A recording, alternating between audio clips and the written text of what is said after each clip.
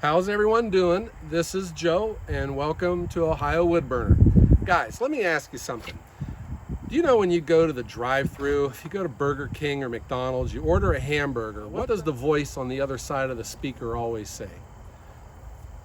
Would you like fries with that? Good retailers are always trying to add on sales. So there's really no reason at all in Firewood that we shouldn't also have our own add-on sales opportunities. One of the things that I try to do to increase my average price per cord is add-on sales. So I offer fire starters, firewood racks, stacking, and I also offer kindling. Today's video, I'm going to show you how I do my kindling and some of the things that I do to not just make kindling, something that's going to help the customer start their fire, but something that gives a good, high quality, value-added kindling. So this works for me. It may not be for you, but I just wanted to share with you what I do. And it's all part of my whole process on trying to maximize the value in every quarter of firewood I make. So hang out with me today here at the wood yard and we're gonna start making some kindling. The first thing I try to do with my kindling is I look for a very good straight piece of silver maple. Silver maple makes a really good kindling. It's light, it dries out really quick, and it is quick to light. With the Yappa, the good thing with this is I can adjust the overall length of my cut. So I'm going to be making a 10-inch cut, and I'm making me a whole bunch of 10-inch rounds. I'm going to take the knife out too because I don't want them split in half just yet, and that'll make sense when you start seeing how I make my kindling.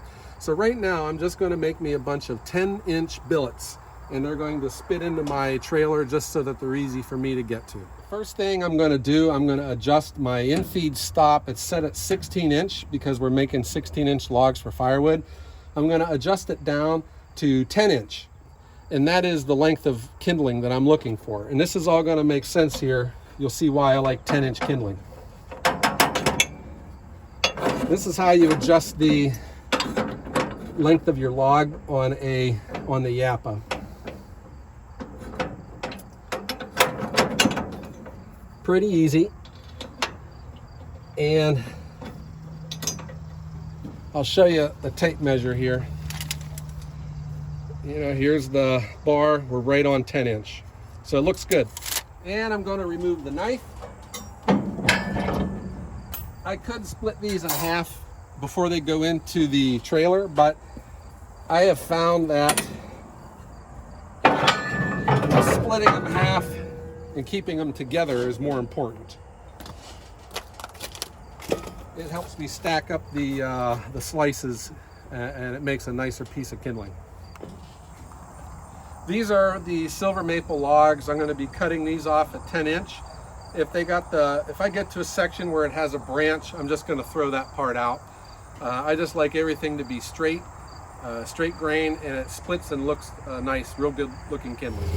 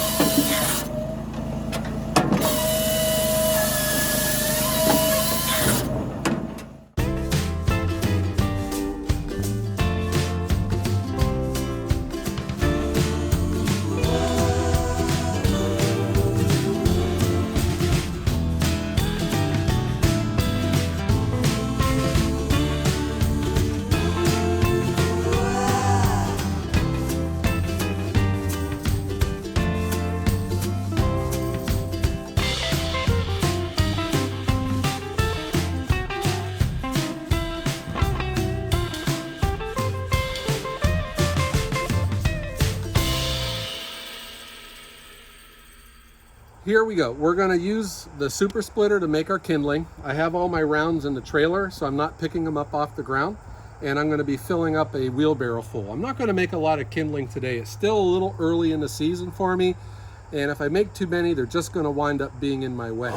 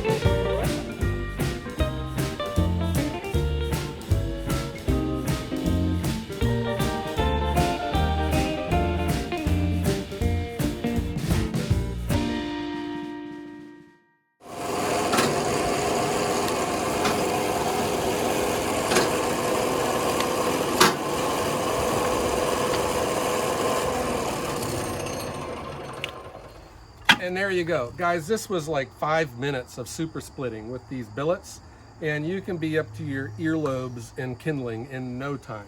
I'm just going to do a little bit tonight because I'm going to show you guys how it's done. So just nothing gets wasted here. The pieces that I threw off to the side, those are going to the one restaurant that likes chunk. So nothing's going to waste there.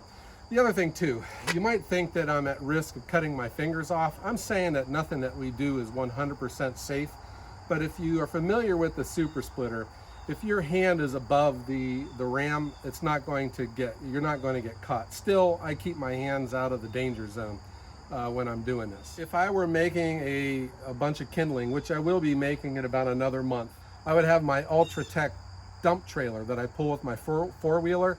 I would have that full, and I take this out to an area on the blacktop and I will just dump it and spread it out and let it sit there for a while. It dries out really quick. But for now, I have a wheelbarrow full and we're off to our next step. Yes, you got to have good kindling. It's important that it's split a little smaller. You get it dried out so it's a real easy start for your customers. That is one element of what I do with kindling.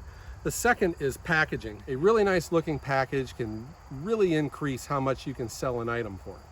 Same thing goes for kindling. This is what I do, is a 16 by 24 burlap bag. It is a sandbag and it comes with a drawstring. I don't tie it closed, but I use these. But I take it one step farther. I've come up with a way to monogram these pretty cheap. My wife has a Cricut and she was able to make these stencils, and it just has my business name on it, my website, and our phone number. And all I do, I just make an assembly line and I lay my stencil over top of the fabric. I used to just lay this on here and spray paint over top of it, but the paint gets up underneath the edges. So I've come up with these sticks that I lay across to provide tension.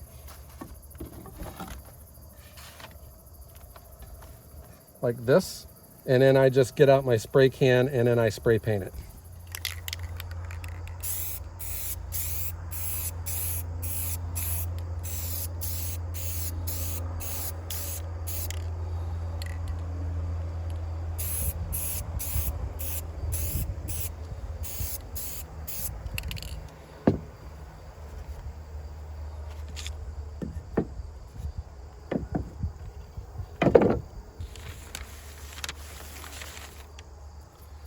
And there you go.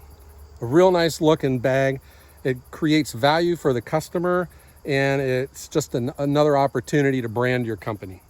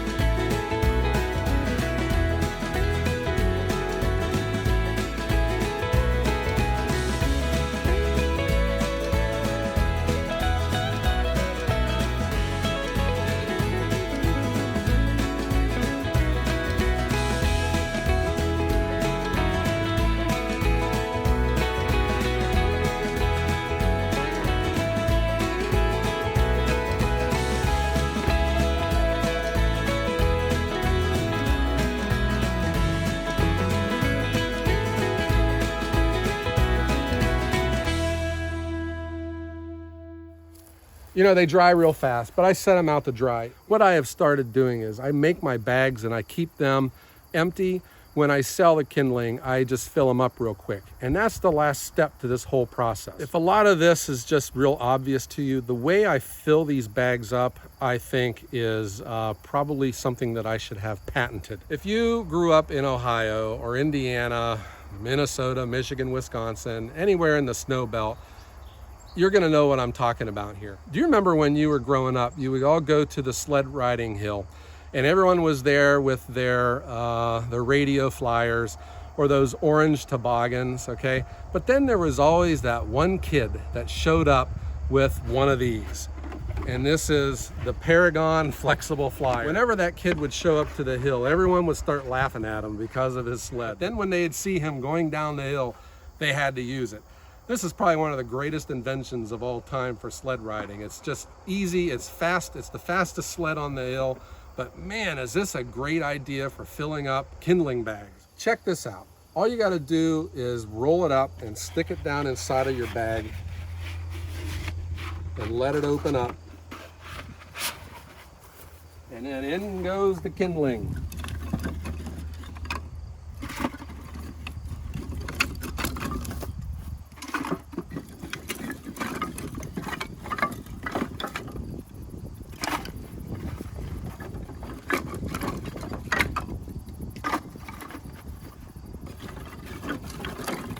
You get this thing full. I'm just gonna rush through this here to show it to you. And then out comes the flexible flyer. And there you go. A real nice bag of kindling. This is a value to the customer, and it's good branding for your company. I hope you enjoyed this video. I've been wanting to show you how we do kindling for a while. It just was never the right time of the season to do it. Serious, I don't start making kindling till around mid-September. It dries out really quick, and I would just rather not have it in my way. I still keep a real small supply because I get a request for it every now and then. It just doesn't sell this time of year. But man, when the temperature changes in October, November, December, it is just a great opportunity for an add-on sale. I hope you enjoyed this video. If you did, leave your comments down below. If you have a different way of making kindling or selling it, I'd love to hear that too. Put it down below. I want to thank you for watching the video. If you like what you saw, hit that thumbs up button. And if you haven't subscribed to my channel yet, guys, please hit that subscribe button. I hope everyone has a great day.